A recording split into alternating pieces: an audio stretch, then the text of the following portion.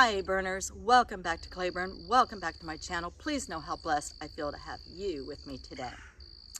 So this video is about a little fairy garden out in front of my porch, but it didn't really start out as a fairy garden. It wasn't going to have fairies in it, but that is what ended up happening.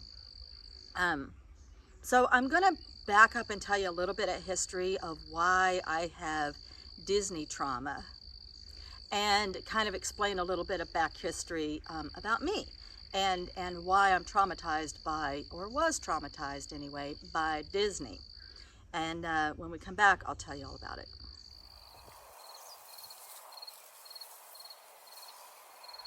Okay, so back in 1970, I believe it was Christmas Eve 1970, and I was 8 years old, and it was just before I turned 9.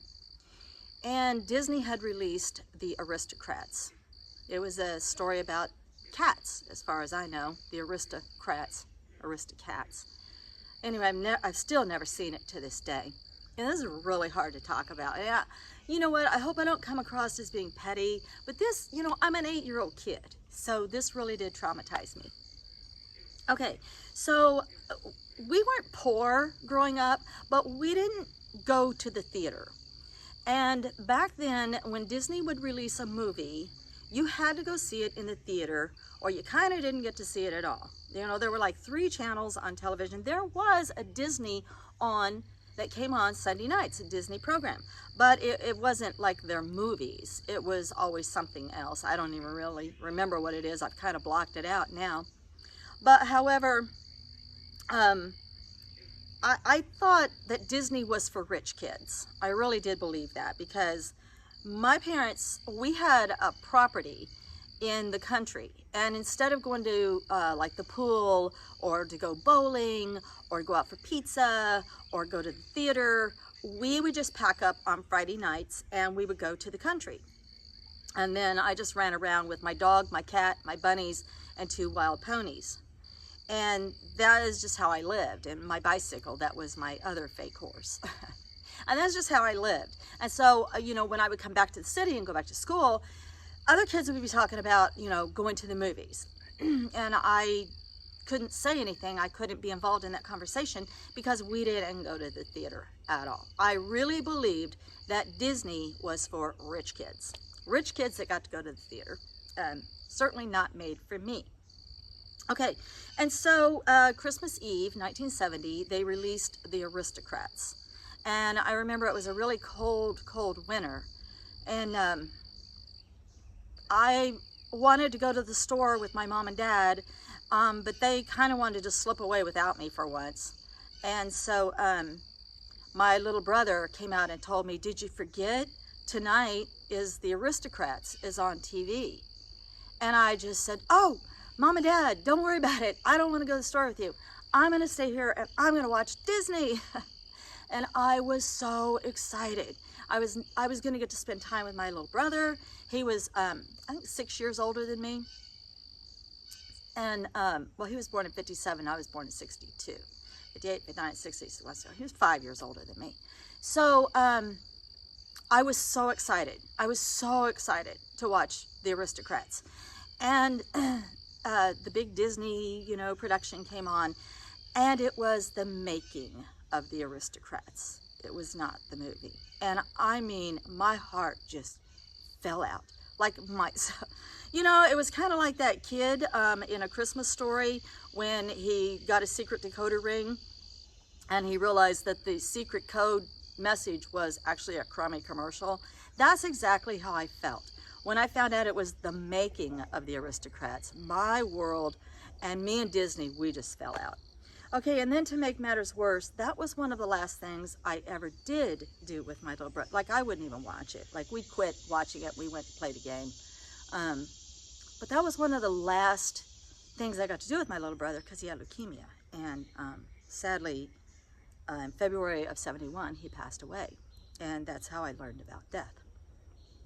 So anyway, so now we're going to switch this up a little bit, and I'm going to show you something that I find is very healing.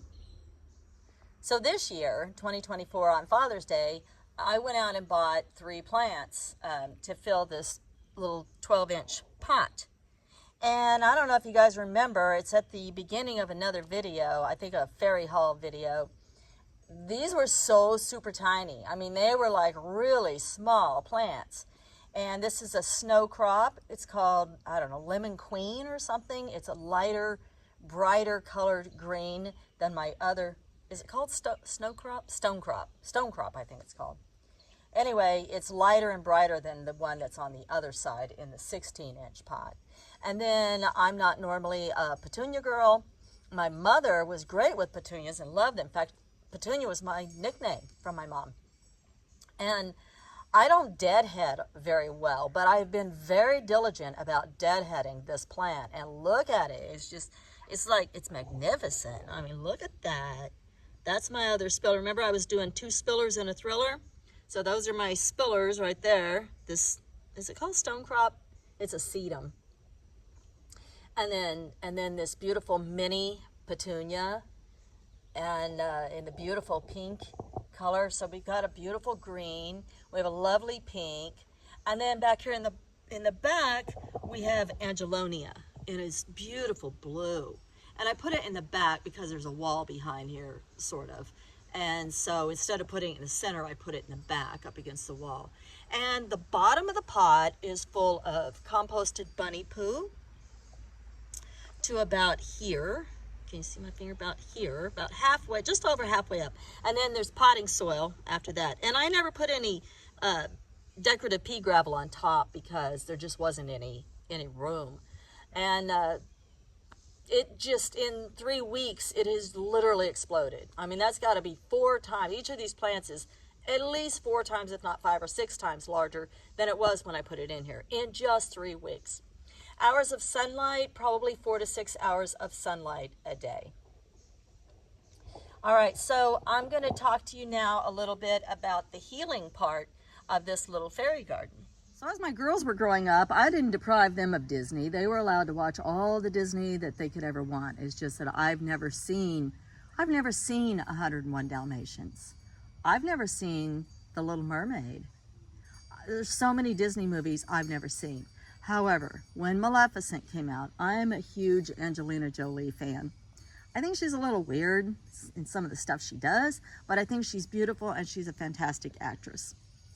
And when I found out she was doing Maleficent, which is based on the Good Fairies, I watched it.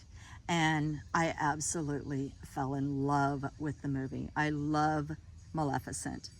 And for those of you who don't know, the Good Fairies have been around since, I think the first written record is in the 1300s by a writer by the name of Perrault or something like that.